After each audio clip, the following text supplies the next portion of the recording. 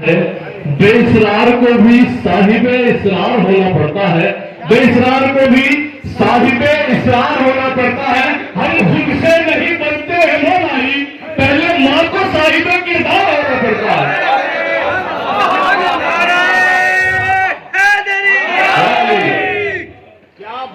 ہم خود سے نہیں بنتے ہیں مولائی، پہلے ماں کو صاحب کردار ہونا پڑتا ہے۔ تو ارشاد کے ساتھ جناب علامہ مولانا جابر حسین صاحب چشتی صاحب قادری صاحب کو دعوت خطاب بولا کہ چراغ بجھ گئے لیکن کسی کا دل تو جلتا ہے، چراغ بجھ گئے لیکن کسی کا دل تو جلتا ہے، چلے آؤ جہاں تک روشنی معلوم ہوتی ہے۔ جناب جابر صاحب قبلہ۔ نعرہ تکبیر، نعرہ رسالت، نعرہ حیدری، حق صاحب، حق صاحب، حق صاحب۔ نیچے رہ گئی، نیچے رہ گئی چھوٹا سا اسٹول یہاں سامنے کو رکھے پیروں کے بیچ میں، نیچے رہا یہ برابر سے ہو جائے گا۔ اونچا ہو جائے گا، اونچا کر دو ہو جائے گا، اونچا تو ہو جائے گا، اور کوئی لال اونچا نہیں ہونے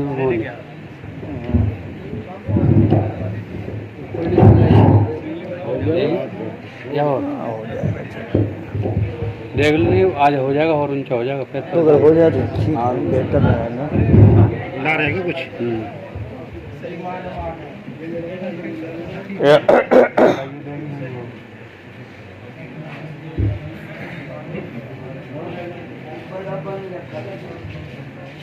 ہاں یہ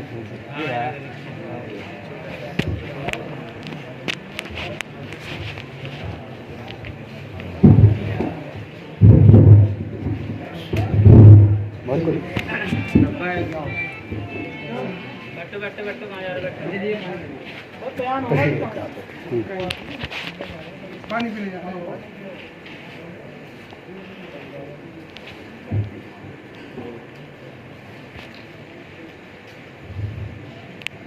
السلام علیکم۔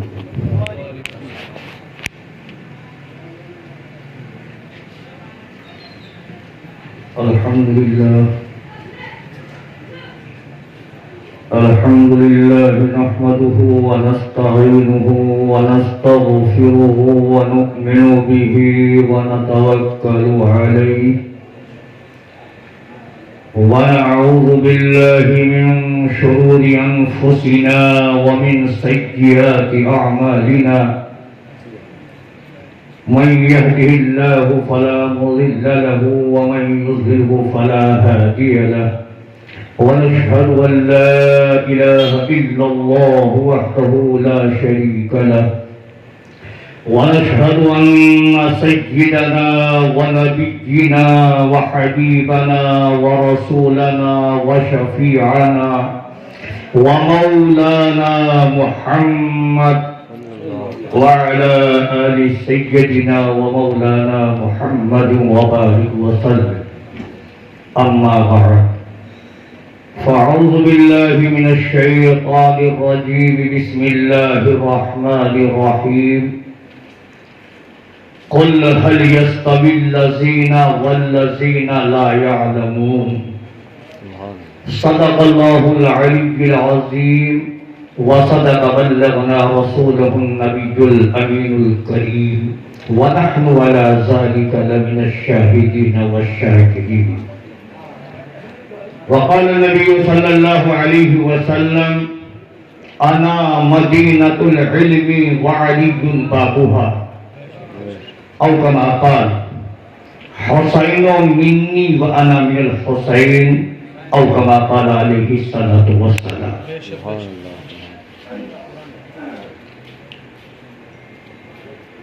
حقیقت یہ ہے کہ میں سوچ کر آیا تھا کہ تقریر کروں گا، لیکن یہاں آنے کے بعد میں نے مولائیوں کے مجمع کو دیکھا تو سوچا تقریر نہیں کروں گا بلکہ ایمان کی بات کروں گا،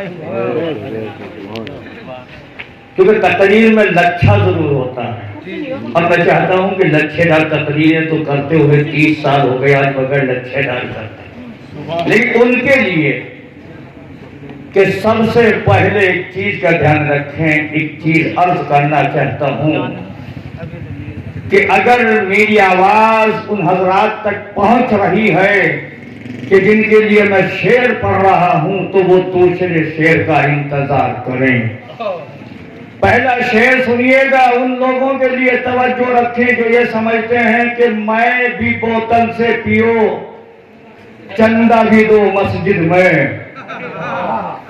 میں بھی بوتل سے پیو چندہ بھی دو مسجد میں، شیخ بھی خوش رہے شیطان بھی ناراض نہ ہو۔ میں بھی بوتل سے پیو چندہ بھی دو مسجد میں، شیخ بھی خوش رہے شیطان بھی ناراض نہ ہو۔ تو وہ اس مجمع میں آئیں اور اس مجمع میں آنے کے بعد شعر سنیں کہ درنگی چھوڑ دے یک رنگ ہو جا، درنگی چھوڑ دے یک رنگ ہو جا، سراسر موم ہو یا سنگ ہو جا۔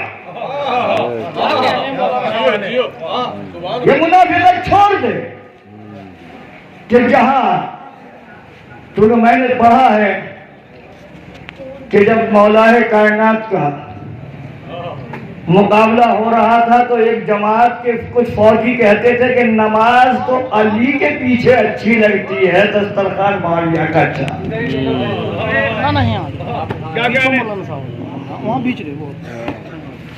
چلیے اب میں اپنی بات کو شروع کرتا ہوں، ایک مرتبہ آئیے گا لیکن اس انداز سے پڑھیے گا۔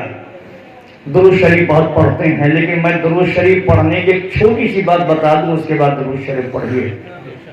میرے اور آپ کے آقا مدینے کے تاجدار رحمت دو عالم صلی اللہ علیہ وآلہ وسلم نے ارشاد فرمایا کہ جس نے ایک مرتبہ میری بارگاہ میں پورا درود پڑھا، توجہ رکھیں گے آپ، ابھی لفظ پورا درود جو ہے یہ بہت سو کے ذہن کو الجھا دیتا ہے کہ پورا درود درود ابراہیم پڑھیں، درود بارک پڑھیں، درود تاج پڑھیں، کون سا پورا درود پڑھیں؟ لیکن نہیں، میرے آقا کا اشارہ سمجھیے، جہاں آقا نے فرمایا پورا درود پڑھیں، وہی آقا نے فرمایا کہ جس نے پورا درود نہیں پڑھا اس نے میرے اوپر ظلم کیا۔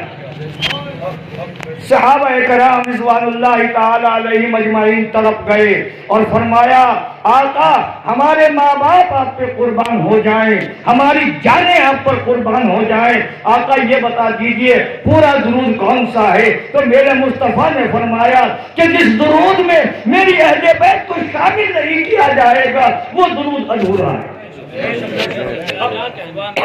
وہ درود ادھورا ہے۔ اب اس درود کے فضائل کیا ہیں؟ رحمت دو عالم صلی اللہ علیہ وسلم ارشاد فرماتے ہیں، آقا نے فرمایا کہ جس نے محبت کے ساتھ ایک مرتبہ میری بارگاہ میں درود پڑھ لیا، کل میدان قیامت میں جب اس کا کوئی پرسان حال نہ ہوگا، جب اس کا کوئی یار و مددگار نہ ہوگا، جب اس کی کوئی دیکھ بھال کرنے والا نہ ہوگا، ماں جو بچپن میں سردی کے موسم میں اپنے لال کو اس انداز سے پالتی ہے کہ پیشاب کے مقام پر خود لیٹتی ہے اور سوکھے پہ اپنی اولاد کو لٹاتی ہے، باپ طرح طرح کی مصیبتیں برداشت کرتا ہے، لیکن جب میدان حشر ہوگا وہاں نہ بیٹا باپ کے کام آئے گا نہ ماں بیٹے کے کام آئے گی۔ تو میرے آقا نے ارشاد فرمایا کہ اس گھڑی میں جب کوئی کسی کا پرسان حال نہ ہوگا تو میں محمد عربی اپنے اس غلام کی بخشش کراؤں گا جس نے میری بارگاہ میں درود پڑھا۔ تو اب آئیے گا ایک مرتبہ جھوم کر اس انداز سے درود پڑھیں کہ ہماری آوازیں گنبد خضرا سے ٹکرا جائیں اور مدینے والے آقا کہیں اے میرے غلاموں مرحبا مرحبا مرحبا۔ آئیے درود پاک پڑھتے ہیں۔ اللہم صلی علی سیدنا و مولانا محمد وعلی آل سیدنا و مولانا محمد بعدد کل شیء معلوم لک رب ارنی بجمالک اغثنی یا رسول اللہ یا رسول اللہ یا رسول اللہ صلی اللہ علیہ وسلم. پانی دیتا ہوں. نہیں دے سکتے بھیا. اب کچھ باتیں کر لیں تو تھوڑا قریب ہو جائے. آئیے, یہ ہم سنیوں کے درمیان جو یہ دراریں پیدا ہوئی ہیں نا, تو یہ بیچ میں جگہ خالی ہونے سے شیطان ہمارے درمیان میں بیٹھتا رہا اور ہماری باتیں لیتا رہا, مذاق اڑاتا رہا. مظہر راز مشیت کو علی کہتے ہیں, مالک کوثر و جنت کو علی کہتے ہیں. اور جو خدا بھی نہ ہو حضور, جو خدا بھی نہ ہو بندہ نہ ہو بندوں جیسا, جو خدا بھی نہ ہو بندہ نہ ہو بندوں جیسا, ایسی بے مثل فضیلت کو علی کہتے ہیں.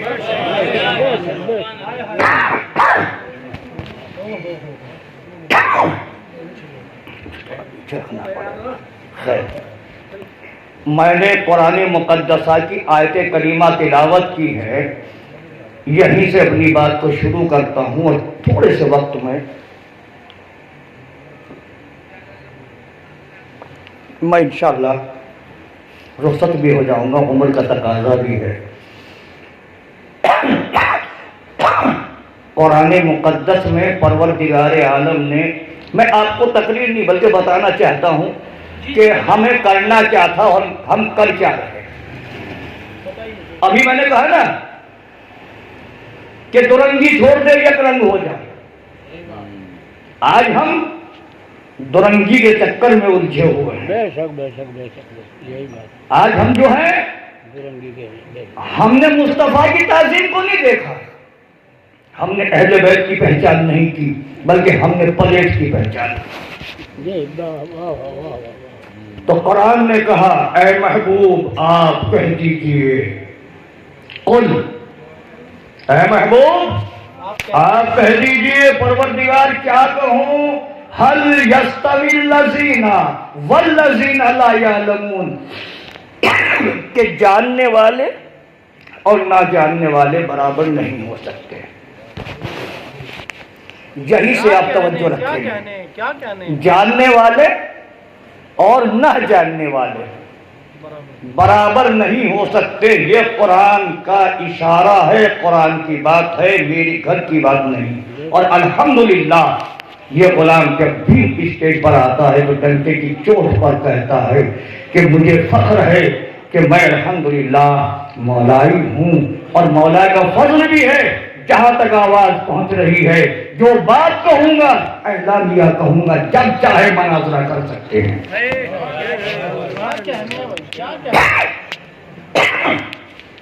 قرآن نے کہا اے محبوب آپ کہہ دیجئے جاننے والے اور نہ جاننے والے برابر نہیں ہو سکتے. اب یہ ایسی آیت ہے کہ اس کو ہر کوئی سمجھ لے گا.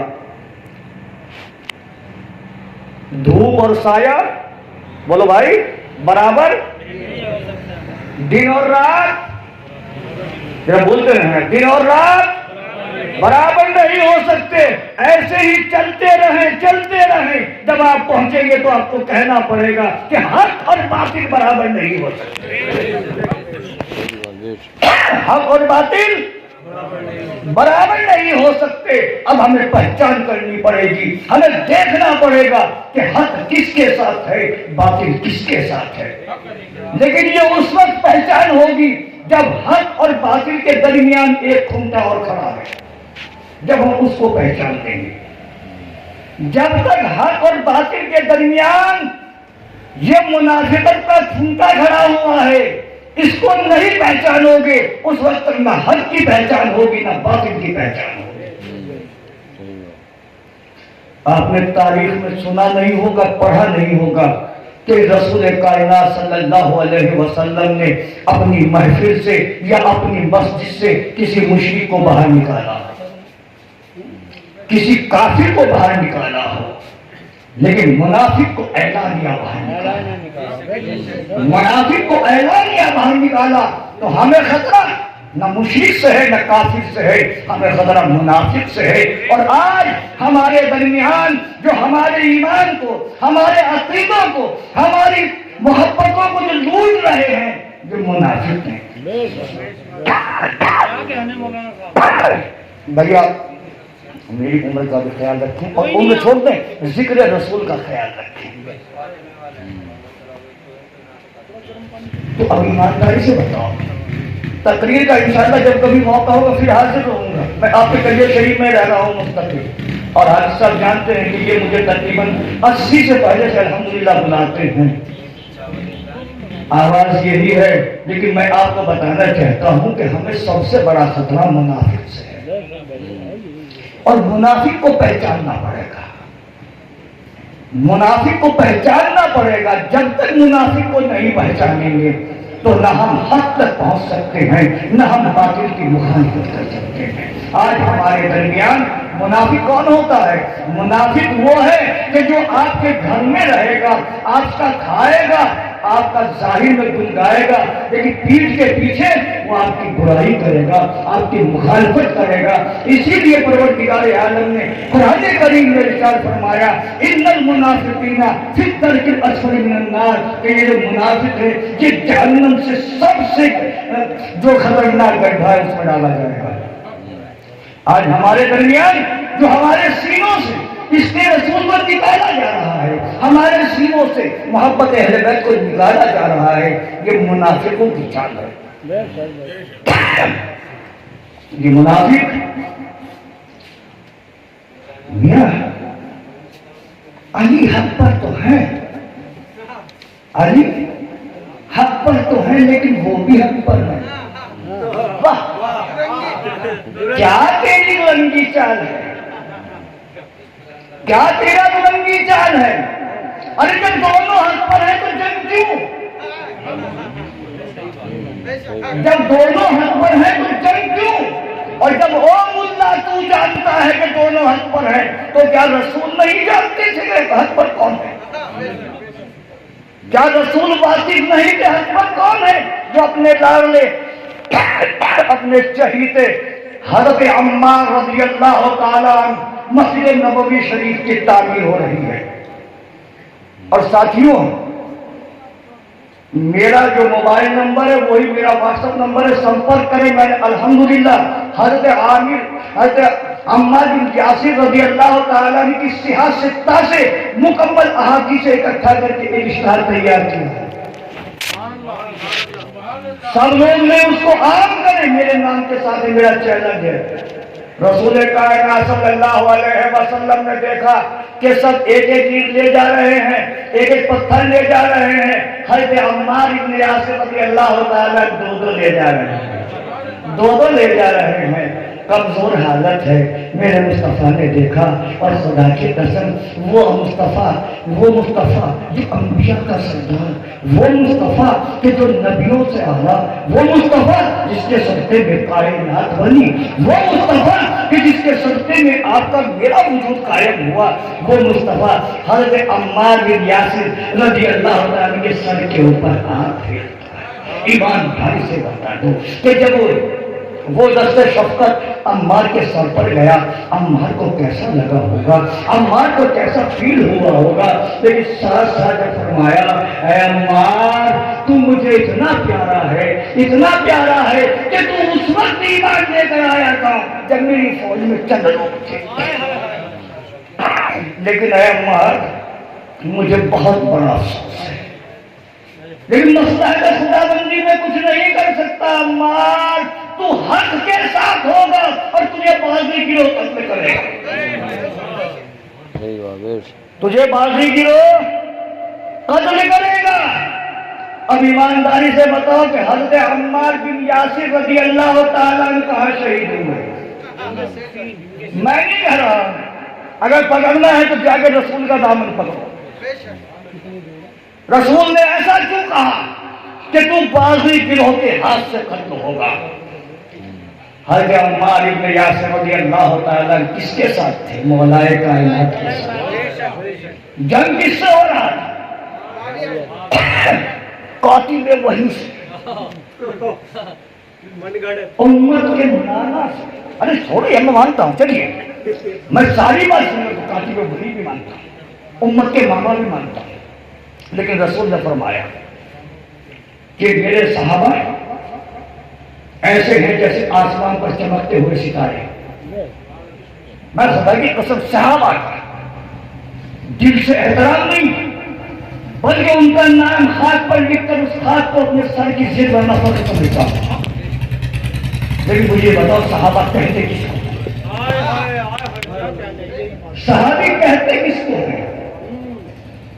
اگر صرف رسول کو دیکھنے سے صحابی بنتا ہے، اگر صرف رسول کے سامنے کلمہ پڑھنے سے صحابی بنتا ہے، تو پھر منافقوں کو باہر کیوں نکالے؟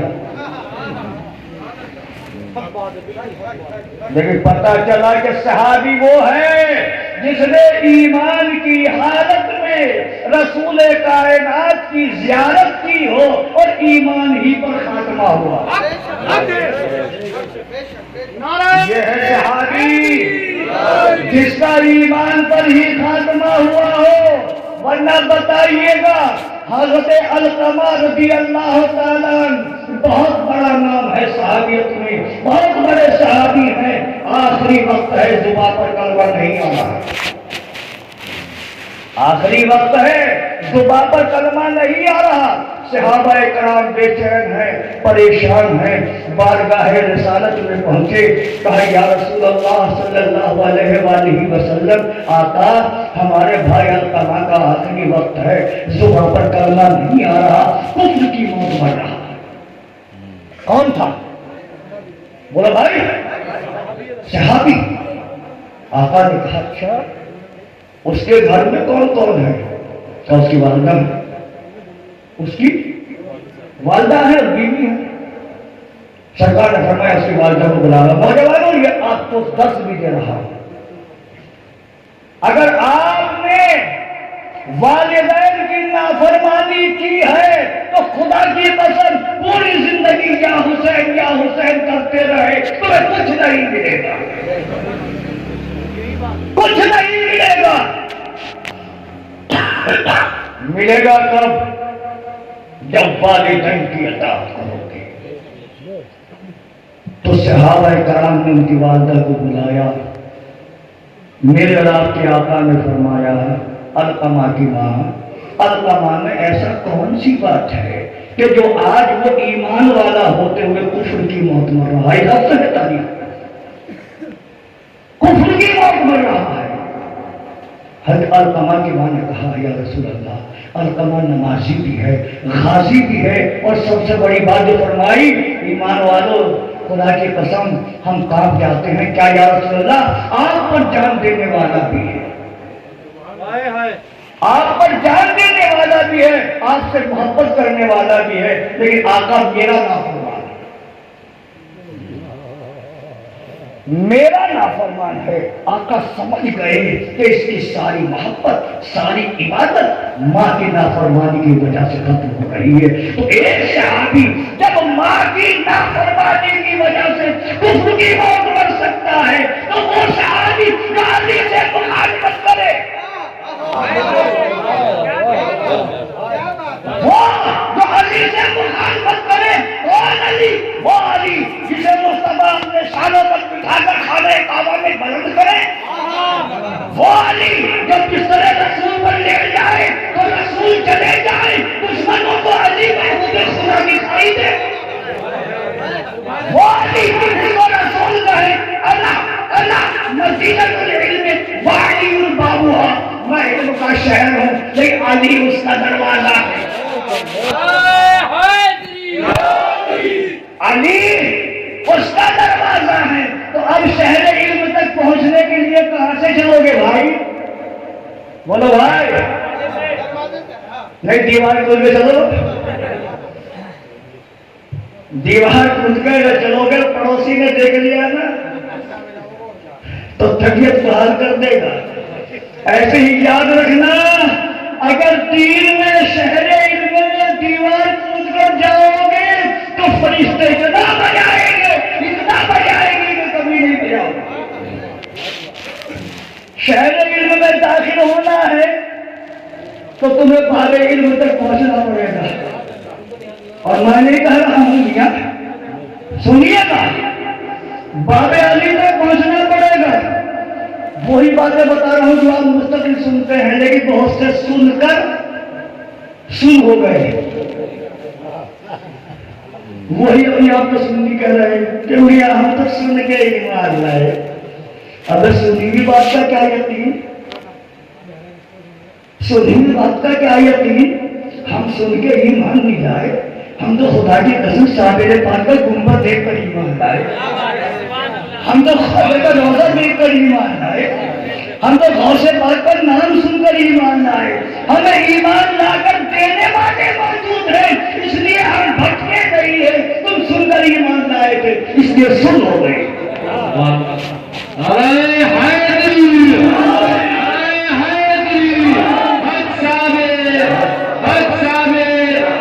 تو ہمیں ان سنیوں میں مت گننا. ہم وہ سنی ہیں کہ جب اپنی پر آ جائے تو ہم 6 مہینے کے لیے سر کو بھی قربان کر سکتے ہیں. اور خدا کی قسم اگر موقع پڑے تو ہم بڑے سے بڑے کی گردن مروڑ بھی سکتے ہیں. ہم وہ کمزور آدمی نہیں ہیں اس لیے کہ حیدر ہمارے پاس ہے. بولو بھائی ہے در ہے. بولو بھائی ہے. اب جن کے در نہیں ہے وہ ہے در بدر, وہ ہے بے در. ہمارے پاس ہے در. اور کیسا در ہے آئیے میں آپ کو بتاؤں. قرآن کریم اٹھا کر پڑھیں. آپ سن رہے ہیں اس لیے مجھے کہتے ہوئے اچھا لگ رہا ہے. قرآن کریم نے کہا بسم اللہ الرحمن الرحیم وَلَوْ أَنَّهُمْ إِذْ ظَلَمُوا أَنفُسَهُمْ جَاءُوكَ فَاسْتَغْفِرُوا اللَّهَ وَاسْتَغْفَرَ لَهُمُ الرَّسُولُ لَوَجَدُوا اللَّهَ تَوَّابًا رَحِيمًا. اے ایمان والو, اگر تم اپنی جانوں پر ظلم کر دو, اگر تم سے گناہ ہو جائے, تم سے خطا ہو جائے تو دربار رسول میں پہنچو. جاؤ دربار رسول میں پہنچو. وہاں کیا کریں؟ وہاں جا کر کہو یا رسول اللہ ہم گناہگار ہیں, یا رسول اللہ ہم سیاہکار ہیں, آپ کے در پر آ گئے ہیں, آپ اللہ سے ہماری سفارش کر دیں. وَاسْتَغْفِرْ لَهُمُ الرَّسُولُ. تو جس کے حق میں رسول سفارش کر دیں گے لَوَجَدُوا اللَّهَ تَوَّابًا رَحِيمًا, اللہ کو بہت زیادہ توبہ قبول کرنے والا پاؤ گے. اب مجھے ایک چیز بتاؤ بھائی, اب قرآن نے تو مجاز دے دیا کہ گناہ کرو تو سیدھا تمہیں مدینہ شریف جانا پڑے گا توبہ کرنے کے لیے. پروردگار ہم کو تو دلی تک کے پیسے نہیں ہیں. کسی بڑی مسجد کا اعلان کر دیتا کہ بھائی چھوٹی مسجد چھوڑ تو بڑی مسجد میں پہنچتا توبہ کرنے وہاں پہنچ گیا. لیکن تم نے تو حکم دے دیا کہ میرے محبوب کے روزے پر پہنچو وہاں توبہ قبول ہوگی. لیکن قربان جاؤں گا گھر سے باہر. خدا نے کہا کہ تمہیں میرے محبوب کے دروازے پر پہنچنا پڑے گا گناہ بخشوانے کے لیے. محبوب خدا نے کہا کہ میں تمہیں حیدر دے رہا ہوں, حیدر کے در پر پہنچ جاؤ تمہارے گناہ معاف. نعرہ تکبیر, نعرہ رسالت, نعرہ حیدری, حیدری. اب ہمیں رسول نے علی کی شکل میں حیدر دیا. اب حیدر بھی جانتے تھے کہ پوری دنیا کو در چاہیے, اس لیے کہ توبہ تو بخشوانی ہے نا. تو سمجھتے ہو جنہیں تم اولیاء اللہ کی قبریں, سمجھتے ہو جنہیں تم اولیاء اللہ کی قبریں, یہ قلعے ہیں محمد مصطفیٰ کے آستانے.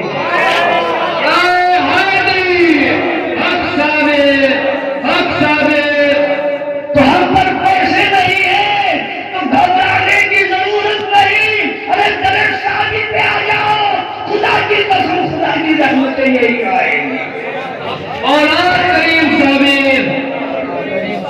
میاں جب در صحابی پر گناہ بخشوانے کے لیے جاؤ گے تو وہاں تمہیں عاجزی بھی دکھانی پڑے گی، بولو بھائی۔ اور اگر تم 5 یا 7 ہاتھ کے فاصلے پہ کھڑے ہو گئے پھر کیا دکھاؤ گے؟ سنا ہوگا نا کہ جب بھی کسی مزار پہ جاؤ 5 یا 7 ہاتھ کے فاصلے پہ کھڑے ہو تو بھائی کو ہمیں بھیجی کہ ہم تو گھر ہی ٹھیک ہے، ہم تو گھر ہی ٹھیک ہیں۔ ارے جب تک محبوب کے دیدار نہیں ہو رہے تھے تڑپ رہے تھے، اب یہ کیا کہ محبوب کے دیدار بھی اور قریب بھی نہ جا سکے؟ یاد رکھیے گا، بس ایک چیز بتانا چاہتا ہوں، اس کے بعد ختم کر دوں گا اپنی بات کو۔ خدا کی قسم جن اولیاء کرام کو آپ جس میرے مخدوم کی آپ خلافت کو گدھے کی دھن بتا رہے ہیں، ملا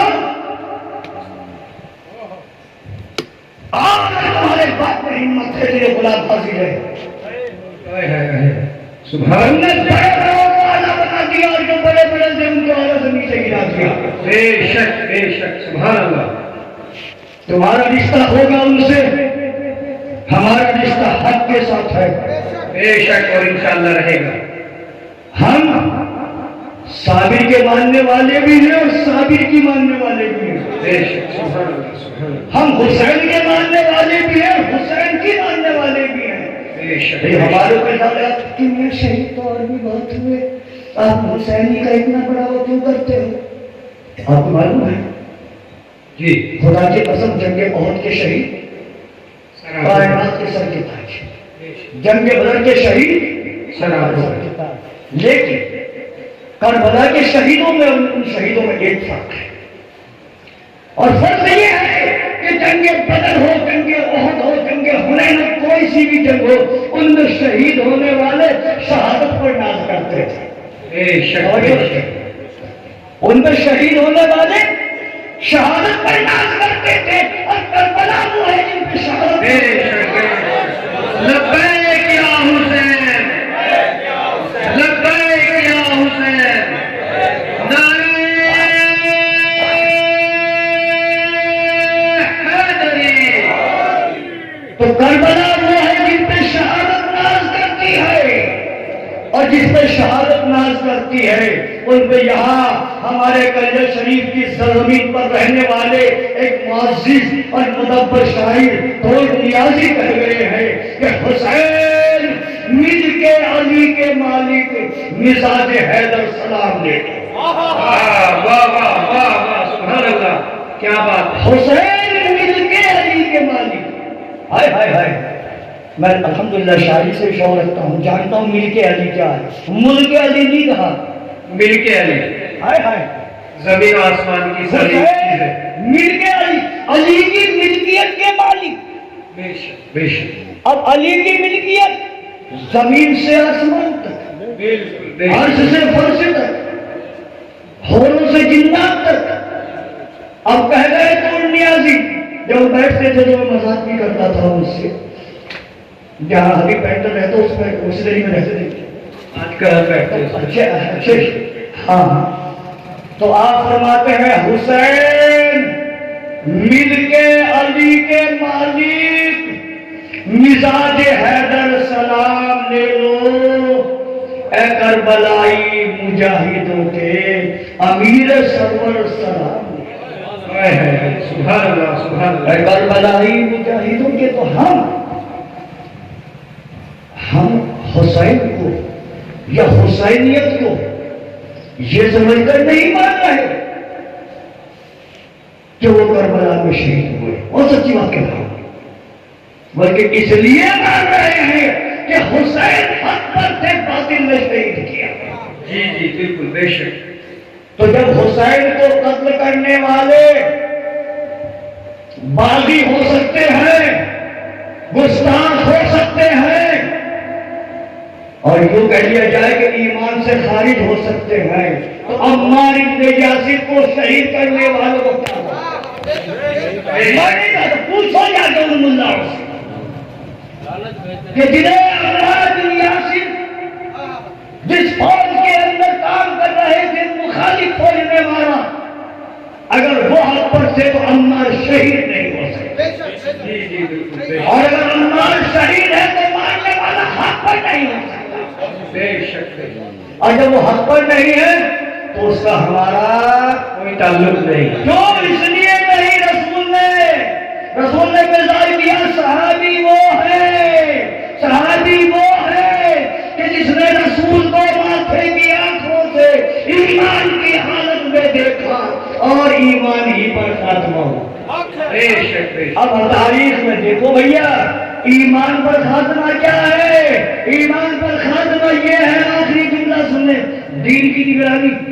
سیدنا صدیق اکبر رضی اللہ تعالیٰ صحابی رسول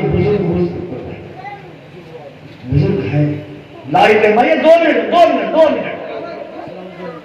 منٹ کے لیے درود پاک پڑھ دیجیے. اللہم صلی علی سیدنا و مولانا محمد وبارک وسلم. صدیق اکبر ہمارے سر کے تاج، بے شک. فاروق اعظم ہمارے سر کے تاج، اور ہمارے سر کے تاج کیا نام فاروق اعظم. بالکل. ایک مرتبہ سیدنا صدیق اکبر رضی اللہ تعالیٰ اور سیدنا فاروق اعظم رضی اللہ تعالیٰ اور مولائے کائنات تینوں جا رہے تھے. توجہ رکھیے جی. علی اس دور میں کیا بتانا چاہتے ہیں؟ اس طرف صدیق اکبر ہیں، اس طرف فاروق اعظم ہیں. اب دونوں لمبے کر کے علی درمیانے کر کے تو وہ بیچ میں ہے. تو سیدنا فاروق اعظم رضی اللہ تعالیٰ نے ہنس کے کہا مذاق تھا ان کا مذاق تھا. علی نے سبق دے دیا، کہا علی تم تو ہمارے درمیان ایسے لگ رہے ہو جیسے لگا کے بیچ میں نون.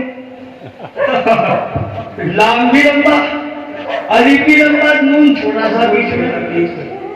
آپ نے فرمایا ہاں بات تو صحیح ہے، لیکن ذرا اپنے درمیان سے نون کو نکال کر تو دیکھو. لام بچے گا، علی بچے گا، جس کا مفہوم اللہ.